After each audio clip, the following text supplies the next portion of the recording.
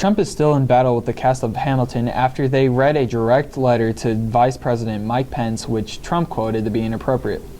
He has posted 2 tweets directed to the cast over the past few days, the first one being, "The theater must always be a safe and special place. The cast of Hamilton was very rude last night to a very good man, Mike Pence. Apologize." The second one stating, "The cast and producers of Hamilton, which I hear is highly overrated, should immediately apologize to Mike Pence for their terrible behavior." The fight still continues. Police and about 400 people who were protesting the Dakota Access Pipeline clashed Sunday evening as demonstrators lit cars on fire and police launched tear gas and water into the crowds. Protesters set 2 cars on fire in several parts of the bridge, police said. On Sunday night, police released a statement saying that the protesters attempted to flank and attack the law enforcement's line from the west, describing their actions as very aggressive. The reason for these protests is because protesters say the Dakota Access Pipeline will threaten the environment and destroy Native American burial grounds, prayer sites, and cultural significant artifacts. So far, 1 person is arrested. The Children's Hospital in Aleppo was attacked this week as they were treating chlorine gas victims. The staff was forced to remove many of the newborn babies from the building. Apple is set to offer a new iPhone 6 battery for free, as many have been unexpectedly shut down. Apple has determined it is not to be a safety issue.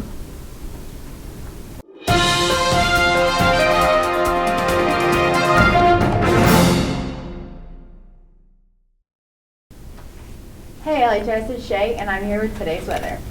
Today's a little chilly with a high of 54 and the low of 27. The following Thanksgiving week will be about the same with the highs in the lower 60s and the middle 50s with lows around the 40s. Have a great day LHS. See you tomorrow.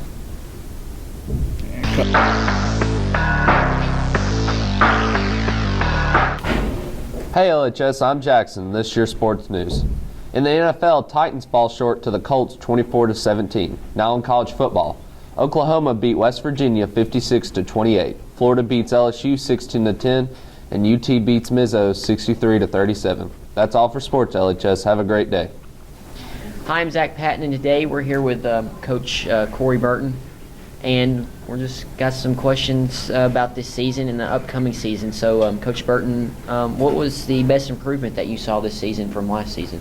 Well, I mean, I think the fight has always been there. The kids never gave up, no matter how tough it got. I think, that they're just kind of learning, how to grow. This program has been not in the spot where we've wanted it to be the past few years and since before I got here.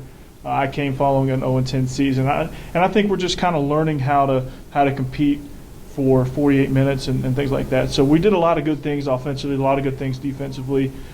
Just got to learn to finish moving forward. Looking forward, what are you most excited for this upcoming season? Well, I'm always excited to see how the upcoming seniors are going to do.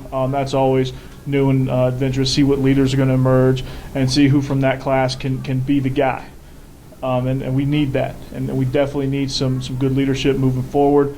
This last senior class had some good leaders, and I'm looking forward to hopefully somebody picking up the torch.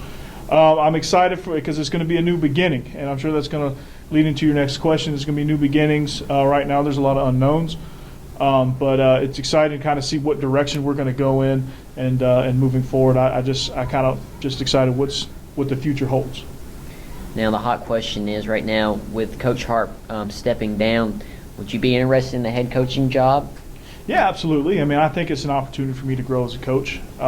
It's an opportunity for me to see what I can do to lead. I mean, there's a lot of great candidates in this field. So for me, with my experience, I feel like I'm a long shot. But if I get it, I have a lot of good ideas and things like that. And I think we can move this program forward.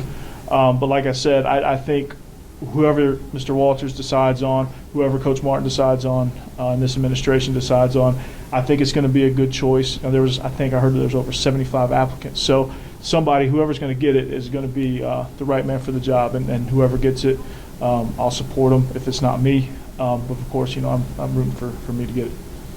Well, what would you want someone to know who is debating whether joining this football team after what we've been through this season?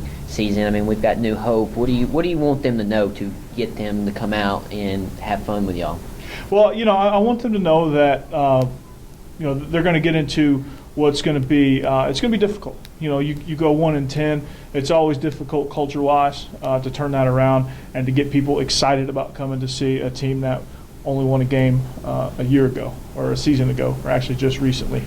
So what I want them to know is there's a lot of potential in this school. I walk around the hallways, I see a lot of guys that I think would be good in our football program, and I see a lot of potential talent. It's just we got to get them out there, and hopefully they can.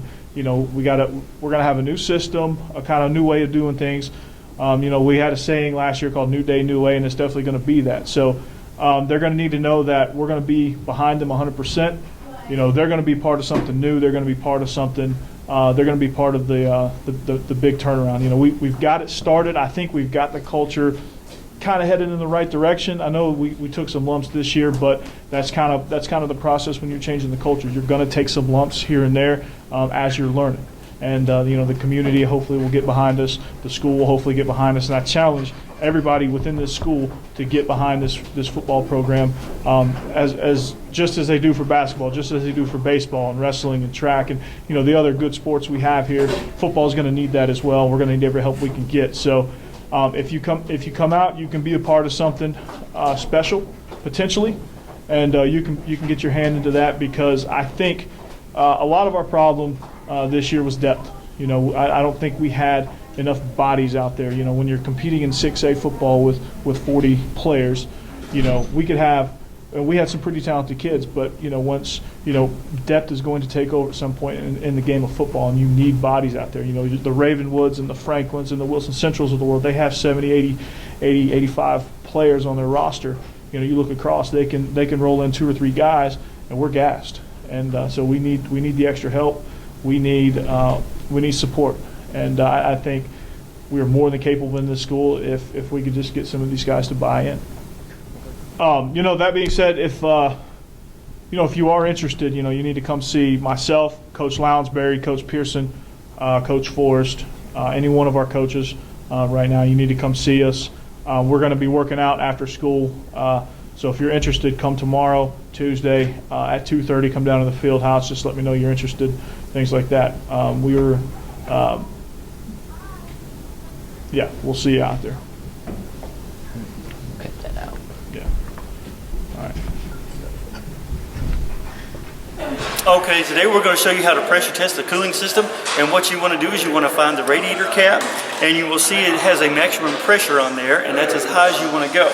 Over here we have a bottle, and this is where we're going to connect to, and we use a pressure tester like this, and we would connect it. I have an adapter because my tester won't attach to that, so I'm using an adapter, and then we pump this up to the pressure that's written on the cap, and then we look for a coolant leak.